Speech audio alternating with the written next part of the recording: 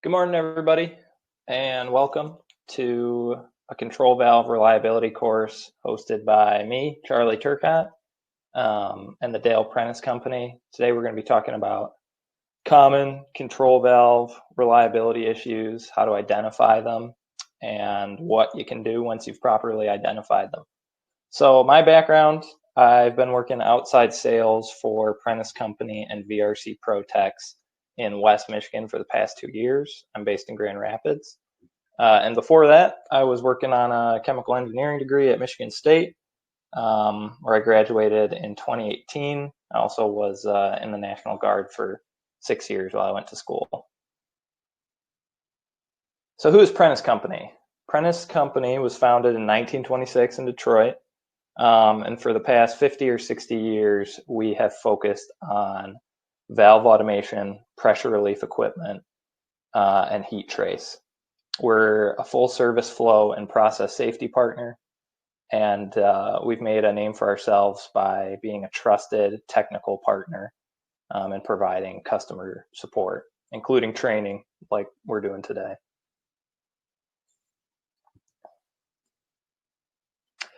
Prentice Company back in the 2000s, they established VRC Protex, which is our sister company.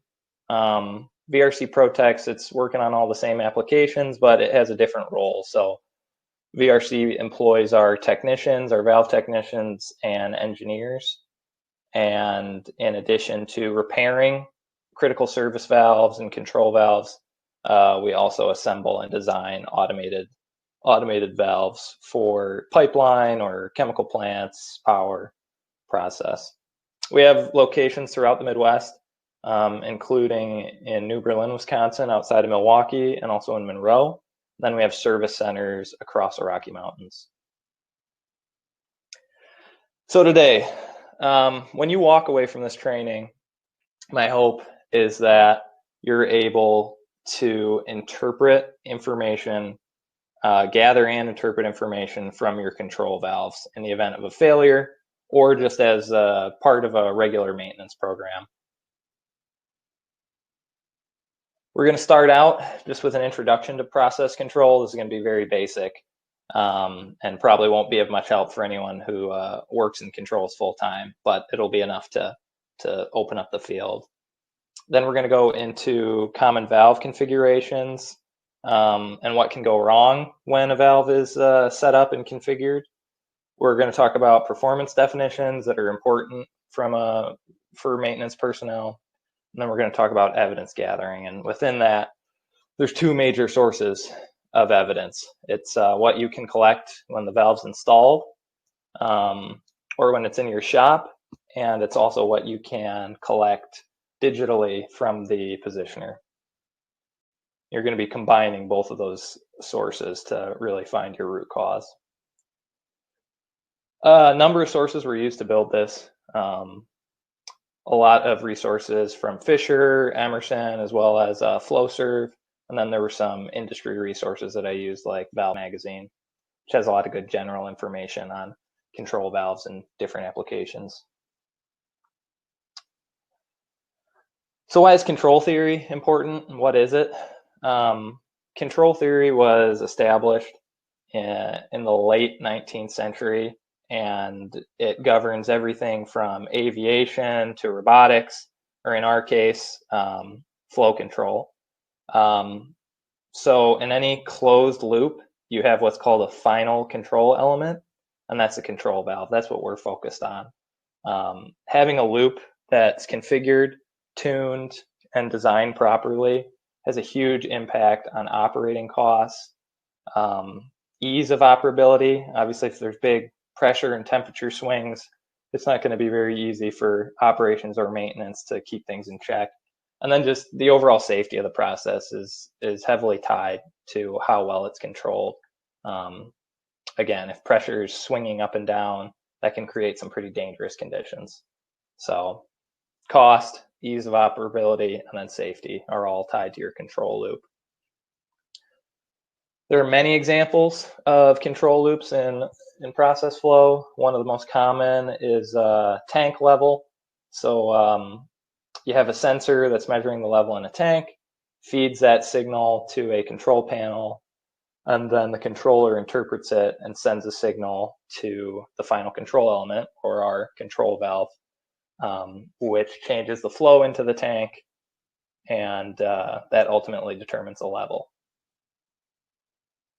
There's a lot of different examples. There are valves that control coolant flow rate or pressure into a reactor, and that pressure dictates the reaction rate and ultimately the product concentration.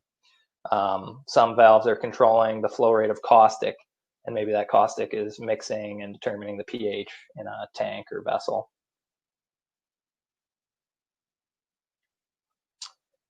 When we talk about control valves, what we really mean is the control valve assembly, which includes the valve body, the trim. So in the case of a plug valve, that's the plug, stem, cage. Then you have the actuator itself and the positioner.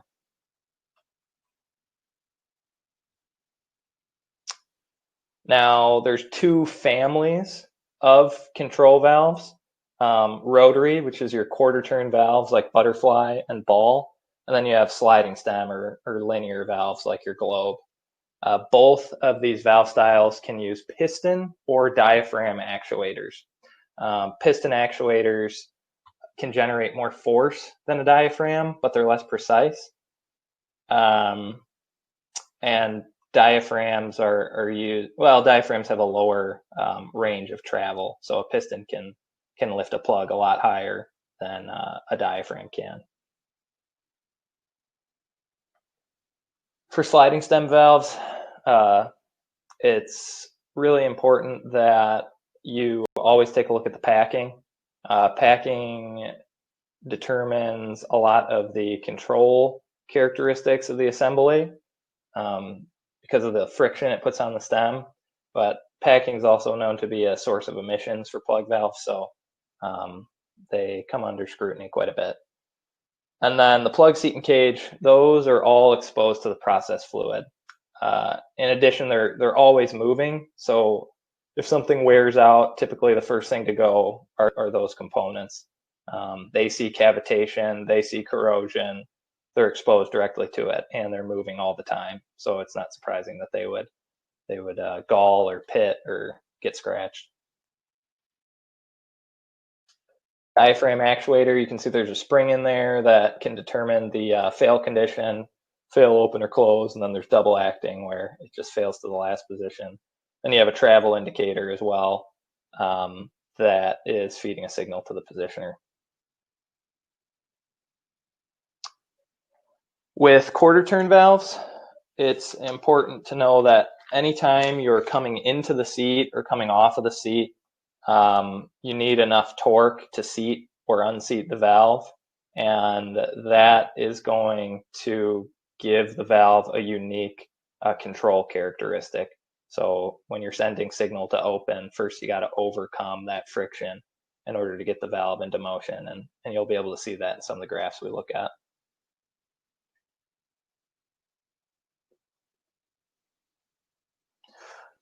Really important for maintenance to remember that not every issue can be corrected with a maintenance program. In some cases, valves are designed incorrectly, so that's not something you're going to be able to address on your own. That you need the help of engineering and reliability. However, your team is split up, but you'll need to pull in some help. And when you're having those conversations, it's good to know these rules of thumb. The first one being that control valves are very often oversized. If your valve is not designed for maximum flow between 60 and 80% open, then usually that's an indication you're out of line on sizing. And then for your minimum flow, you want to make sure you're not below 20% of open. One way to identify an oversized valve, if it's oscillating around its set point, that's a good indication. Oversized valves, a small change in the valve position has a big effect on the process variable, so it tends to overshoot, and then it's unstable and it oscillates. Although there's a lot of other sources of oscillation, not just an oversized valve. With ball valves and butterfly valves, typically they're 2 sizes smaller than the pipe, and then globe valves are usually just 1 size smaller than the pipe. If you're within a 1/2 inch of the pipe size, or even greater than that, then you probably have an oversized valve, and that can be a major issue. Another common configuration problem, anytime you're working in a liquid application, you have to be very careful about cavitation. So different valve styles are more prone to cavitation, especially butterfly valves. The noise and vibration caused by cavitation can send the positioner out of calibration, shake it out of calibration, and the cavitation itself is going to eat up those internal components, as you can see in this picture here. A lot of plants just have a preference for valve style.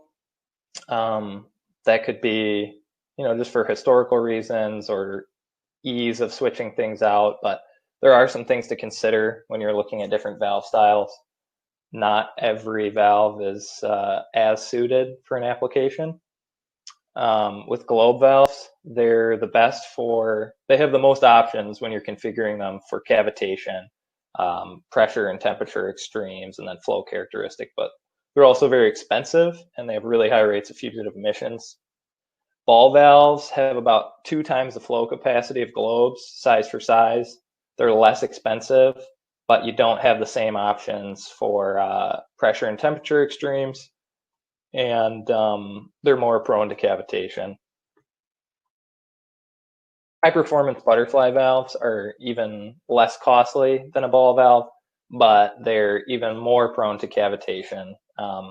So when flow goes through a butterfly valve, even if on paper it says it doesn't have a pressure drop that's going to cause cavitation, the way that they're designed, there can be little localized low pressure points across the valve's body that cause cavitation. So it can be hard to nail down, and it can cause a lot of issues. Typically for us, when we're designing a valve for an application, if it's below 6 inches, we want to look at a ball valve first. And if a ball valve can't meet the requirements, then you want to move up to a plug. And then for lines that are 8 inches and above, you want to go probably with a high performance butterfly valve. They're not only less costly, they weigh a lot less than the other valve constructions. But the plug is always going to have the most options for cavitation. There are a lot of other specialty automated valve configurations that we're not going to be discussing today, and that really just depends on the application. There's some major styles of control valves that are common, and then there's some unusual stuff that you might run into. Performance definitions. So this is our next major section. Now, instead of just memorizing these definitions, the important thing to remember about them, what they all say about control valves is that they're imperfect. Even when you have a perfectly configured control valve, it's a mechanical device. There are time delays, there's play between mechanical components, there's friction that you have to overcome, so it can't perfectly respond to signal. And it's not perfectly precise either. So it takes time to get to your set point. And if you have a small step change, there's a limit for every valve. If you have a super small step change, not every valve is going to be able to respond to that. So deadband, that's talking about when you're feeding in an input and it's not responding. Backlash is a form of deadband.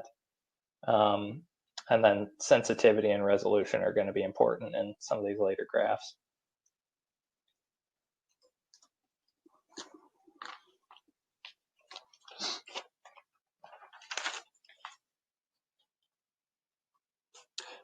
This curve on the left here, hysteresis, not really important, but you can see in these graphs that as you're sending an input to open and close, the valve position is different on the open. So for the same input signal, you get a different position on the open than you do on the close. And it really just depends on where you're starting in where the valve's position is starting and what direction you're going in. Say you're moving down from 50% open to 45%, you're going to get a different position than you would if you were coming from completely closed, so 0% to 45%. Even though you're sending the same signal, your valve's going to be in a different position. Flow characteristic, that's important, especially for globe valves. What you really need to know is that in almost all cases, globe valves are going to be set up linear. Part of the reason for that is you don't want to introduce gain into your process if you don't have to. And linear valves, the gain is always 1. So that's important when you're tuning loops and stuff. These equal percentage valves and quick opening valves, they're going to make tuning the loop a little bit more difficult because the gain, which is the slope of each one of these curves, it varies across a stroke.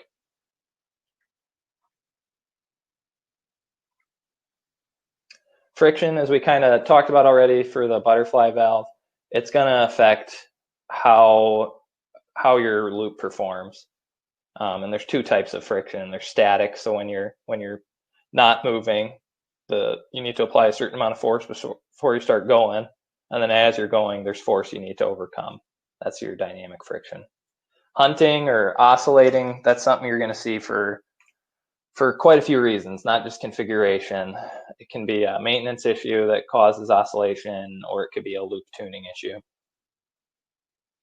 And here's a visualization of resolution. So you can see this red line at the bottom, that's your input signal. And for a really well-tuned, precise control valve, it's going to be able to respond to step changes below 0.5%, or just about at 0.5%. So that means your valve moves when it gets a small input signal change. And not only does your valve move, the process variable also changes. So you really have a tight, precise control of your process variable. Now, you don't need that for every application. Say you just have a water heater that needs to reach an approximate temperature between 120 and 160 degrees. You might be able to save yourself some money and get a less precise assembly. And even though it doesn't respond to step changes below about 5%, it gets you to an approximate flow condition that could be, quote unquote, good enough for the application. All right, so this is our next major section, gathering evidence. When you suspect that an issue, that there's an issue, or it's just part of your regular PMs. All right, start with the very basics. The first thing, whenever you're looking at any piece of equipment, is a nameplate. You want to make sure you have that. Collect the operating conditions, and then any existing maintenance records. Obviously, it's going to really simplify your search for answers if it's a recurring issue that's already stored in a maintenance record. The next thing you can do, and there's not necessarily an order. I mean, in a lot of cases, you're going to start with a visual inspection, or there's just going to be something unusual, some unusual operating condition is going to tip you off. But one of the things you can look at to start is diagnostic reports from your digital positioners. So the reason this training is for critical control valves is a lot of valves that control flow aren't necessarily going to have a digital positioner on them, but in a critical application you would, because you need all that data from the valve. So I'm going to show you some of these diagnostics, how they work, and what information you can get from them. And these are all the major brands of digital positioner on the right, from Fisher to Mason Nealon and Flowserve. When you're running diagnostics, you can do it from manufacturer software that's integrated into your control system, but a lot of manufacturers also offer a tablet or some sort of mobile device that you can connect. You're always going to want to have the valve isolated from the process at the very least when you're running diagnostics. There are some partial stroke diagnostics that can be done while the valve is operating, but for most control valves, you'll want it at the very least isolated, and if you can, you'll want it taken off and in your shop. So there is a large array of sensors within the digital positioner. You're not just tracking where the valve stem is, you're also tracking temperature, drive signal to your IP transducer, which for those of you that don't know, an IP transducer translates a current signal into pressure. Sensors are also going to pick up pressure to the device, pressure in and out of the actuator, and all these different pieces of data can be combined into different diagnostic tests.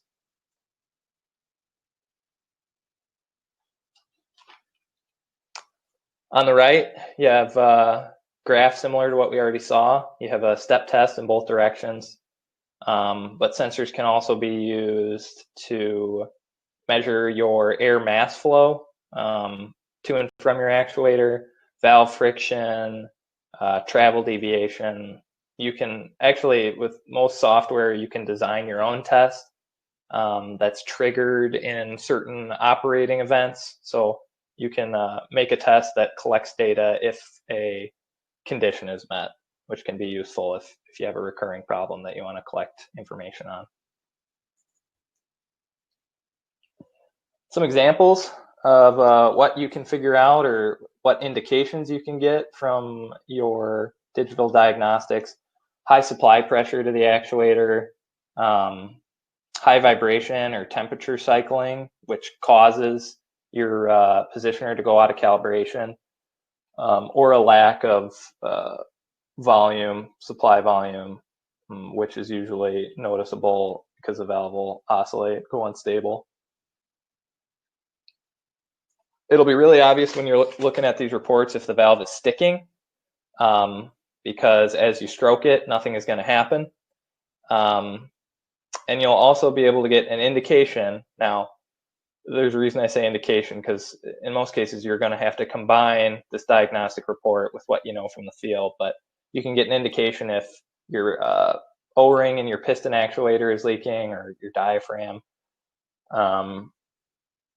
But you don't necessarily have to use a diagnostic report to figure that out. So if you open the valve up and inspect the O-ring and you see that it's damaged, that's just another way to get to that information.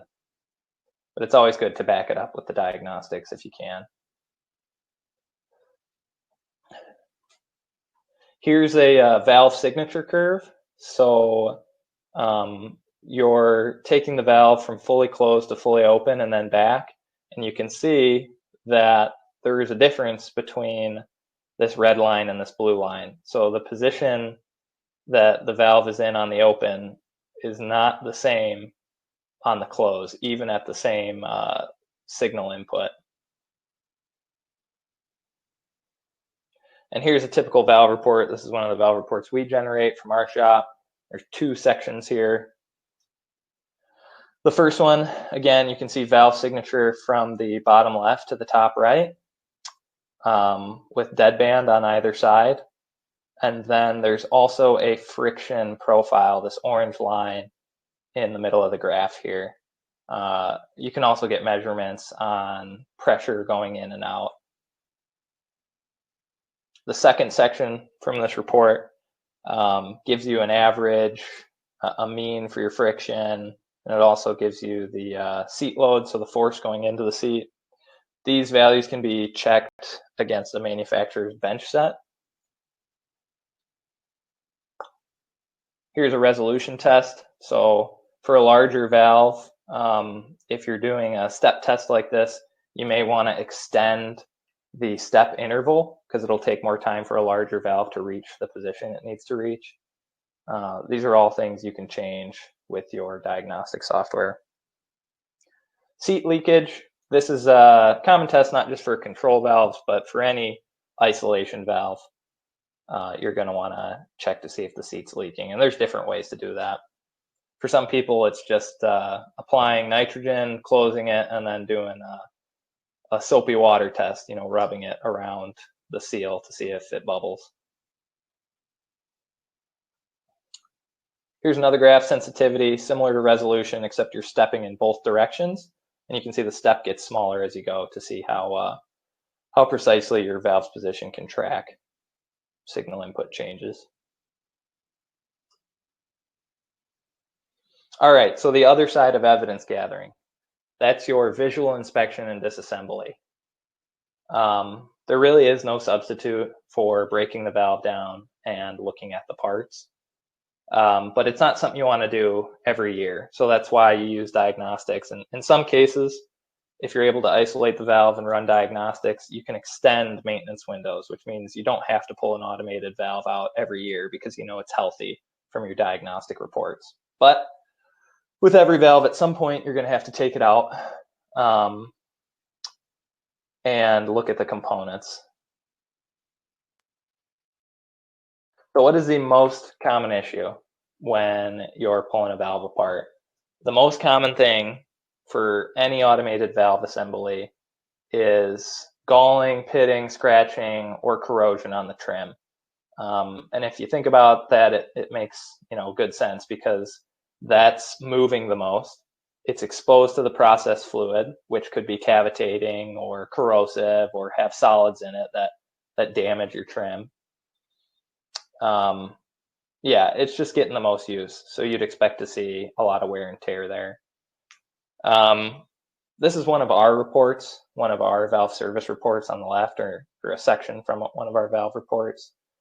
You can see another issue that this valve had was the mechanical stops were set incorrectly. So it might have been running over the seat, which can damage the valve, or it might not have been closing or opening all the way if the stop was set too far. Here's another example for a plug valve of scarring and pitting.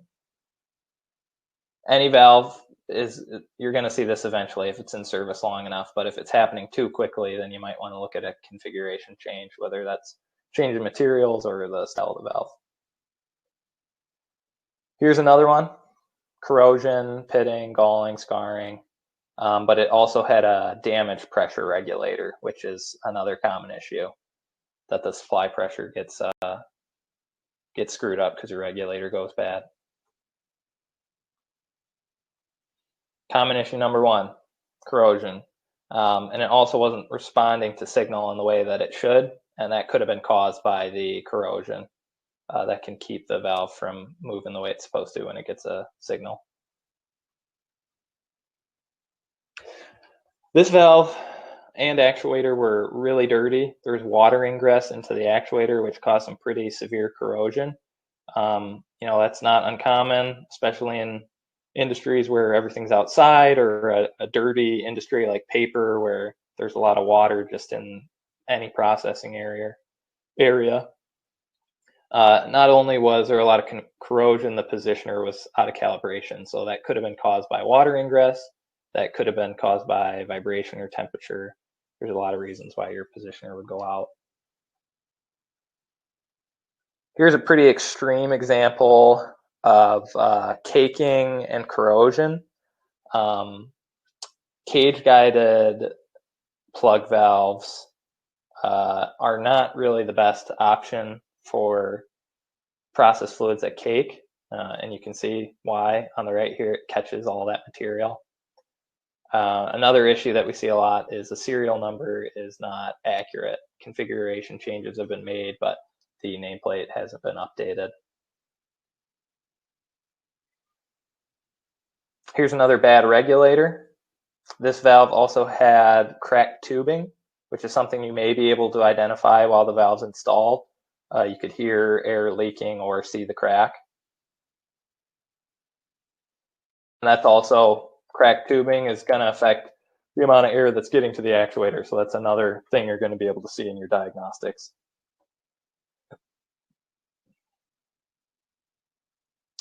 Here's one where the valve actuator linkage was set incorrectly, which is common for rotary valves. So remember, you got this drive train between the valve and the actuator. And if you don't set up all those components correctly, the play between the mechanical components can get out of whack or be larger, have more play than is really necessary, which can screw up your control. And then this last one, this is just an example of a specialty application. So not only is this is a de-superheater valve, which in a lot of steam applications, if if you want to use the steam in a heat exchanger, you want to bring it as close to saturation as possible. So you have to inject water, which sounds simple enough, but you're controlling flow and you're adding water, and there's a lot that can go wrong. They're highly engineered valves, and this isn't something that maintenance or reliability is really going to be able to fix on their own. Even if you're repairing it and watching it, this might be something to bring to engineering and then to all the different de-superheater manufacturers. Just an example of a specialty application that is going to take a little bit more than just a normal trim or valve style change.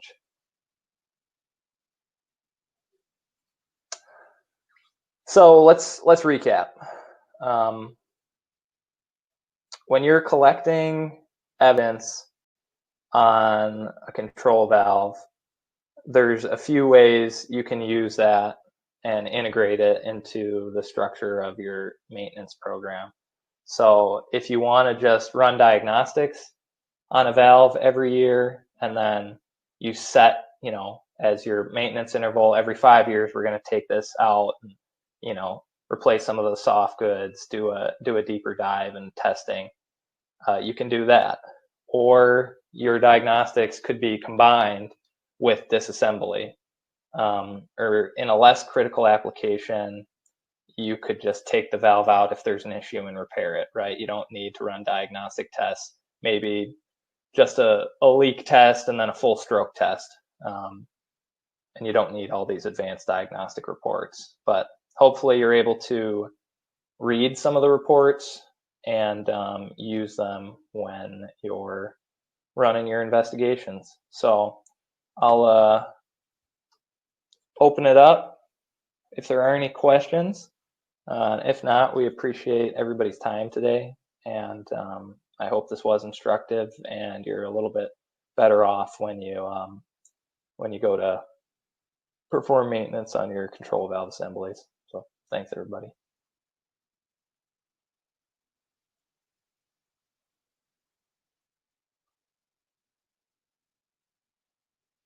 And just so you guys know, there is a chat here that you can all enter questions into. I don't see any right now, but